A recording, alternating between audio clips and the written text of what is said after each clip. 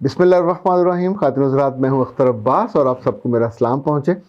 मंगल आने वाला है और मंगल को शब 9 से 10 बजे के दरमियान जब हम लाइव ट्रांसमिशन पे होंगे यूट्यूब पे, तो इंशाल्लाह हम गिव अवेज़ देंगे। और इस दफ़ा गिव अवेज़ में जिन जिन लोगों ने अपने नामों के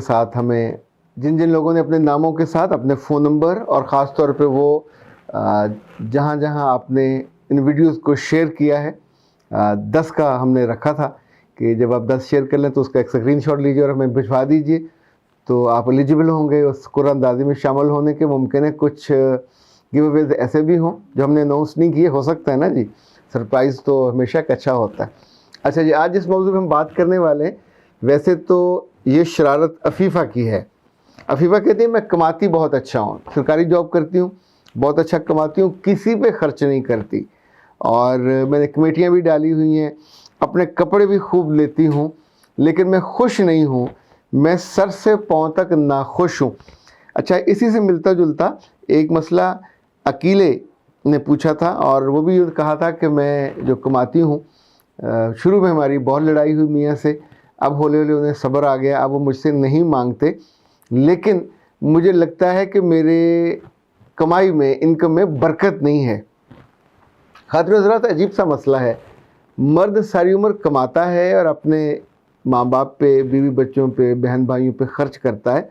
वो आम तौर पे तंग दिल नहीं होता, वो खुशी के साथ जितना आता है महीने के आखिर तक बिल्कुल फ़ारग हो जाता है, और बीच में अगर कहीं कमी बेशी हो जाए तो उसको मैनेज करता है। खातून अगर कमाने लग जाए तो 2-3 चीज़ें मैंने देखी हैं।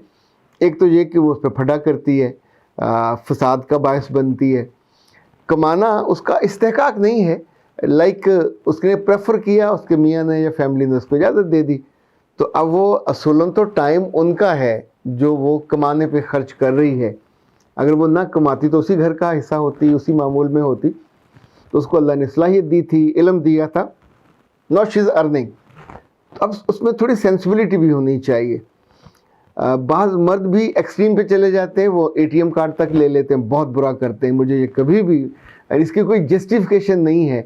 वो आपका कोई कमाने वाला पूत नहीं है, एक इंडिपेंडेंट फ़र्द है, पर अगर इस कमाई की वजह से आपका घर टूट रहा हो और घर टूट जाए तो ये कोई अक्लमंदी नहीं है। मुझे लगता है 2-3 ऑप्शन है जिस पे हमें ज़रा लाउड थिंकिंग, देखिए जब भी मुश्किल आए, मसला आए, तो लाउड थिंकिंग करनी चाहिए।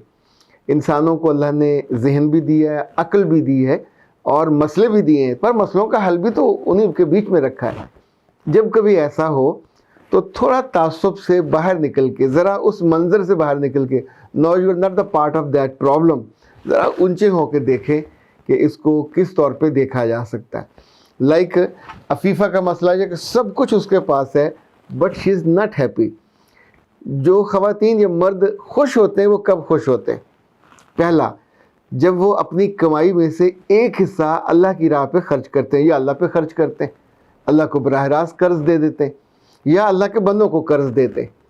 ये उनके करीबी अजीज़ व कारब होंगे, आम लोगों की बात में नहीं कर रहा, चूँकि शरीयत ने जो करीबी सफ़ेद पोश इज़्ज़ा व कारब हैं, ये उनका ज़िक्र होता है कि उनको आप उन पे खर्च करना होता है।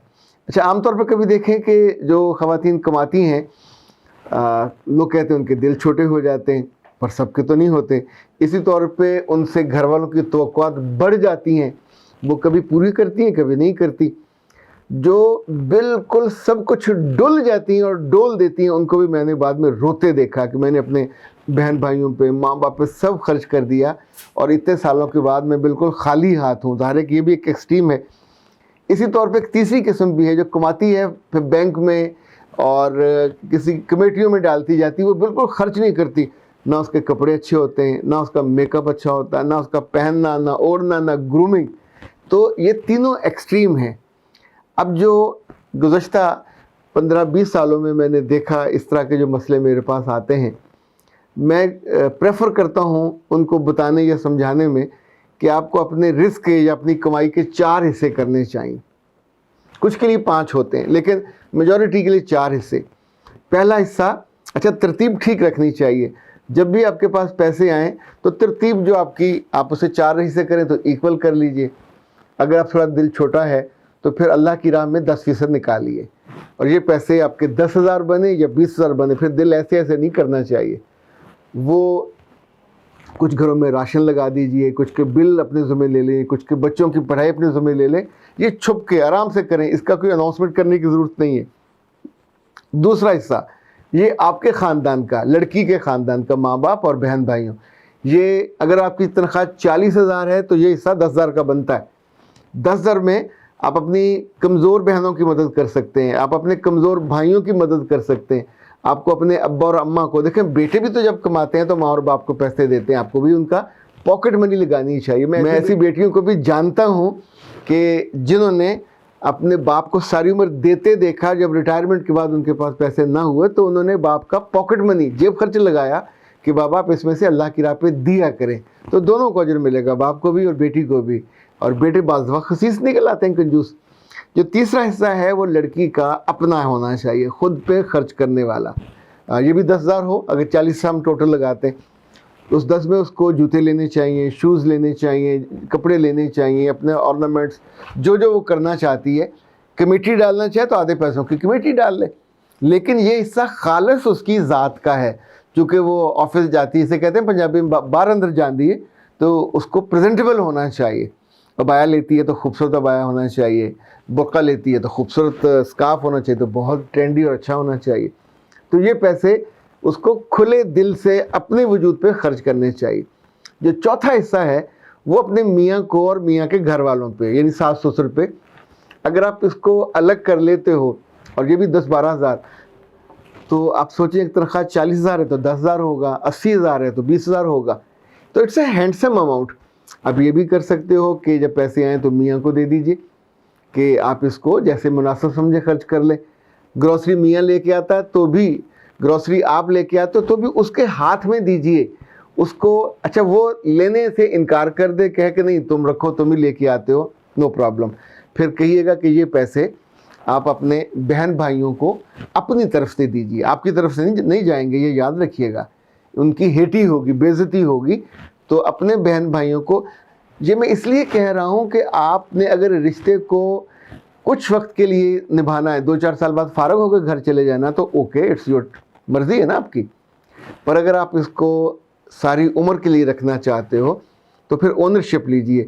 اور اونرشپ، آپ کے سسرال کی اونرشپ آپ کے میاں کے پاس ہے، فیملی ہیڈ بھی ہے اور ان کا زیادہ قریبی یا پیارا ہے آپ کی نسبت.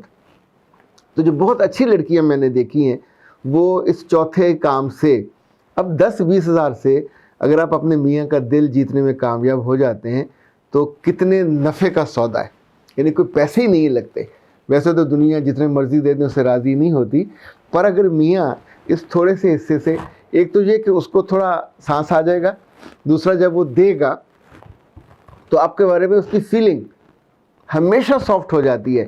چاہے آپ کی کوئی خامی کوتاہی ہو، اس کے باوجود میاں اس والے معاملے میں، بہت سی میں نے کم شکل خواتین دیکھی ہیں، جیسے عمر کے ساتھ ساتھ بعض آپ بالکل جسم آپ کا ڈھلک جاتا ہے اور آپ اپنا خیال نہیں کر پاتے، لیکن اپنے میوں پہ وہ انویسٹمنٹ کرتی ہیں. تو میاں کو جب بھی آپ انویسٹ کرو گے، ایک محبت کی انویسٹمنٹ ہوتی ہے. استحقاق کی بات ہم نہیں کر رہے، ہم آپ کی سمجھداری کی بات کر رہے ہیں کہ اگر آپ کی زندگی میں خوشی نہیں ہے تو ہم اس خوشی کو کیسے انہینس کریں، کیسے کلیکٹ کریں، کیسے جمع کریں. تو یہ مجھے لگتا ہے کہ اگر آپ اپنی آمدنی کو ٹھیک سے تقسیم کر لیں، جو آپ کا طرز عمل ہے، جو آپ کا اس گھر کو کیری کرنے کا، اس پہ ہم کسی روز پھر بات کریں گے. فی الحال تو ہم سب سے جو بڑی ریزن ہے عام طور پہ نا اتفاقی کی، ناخوشی کی اور تانوں کی اور لڑائی کی، وہ یہی ہوتی ہے، پیسوں کی. اور اس ترتیب اور تقسیم کو آپ اپنے میاں سے شیئر بھی کر سکتے ہیں. میاں اپنی ماں کو باپ کو جیسے مرضی بتائے، پر آپ کو اسے آن بورڈ لینا چاہیے، آپ کا فائدہ اس میں ہے. اختر عباس کو دیجیے اجازت. السلام علیکم.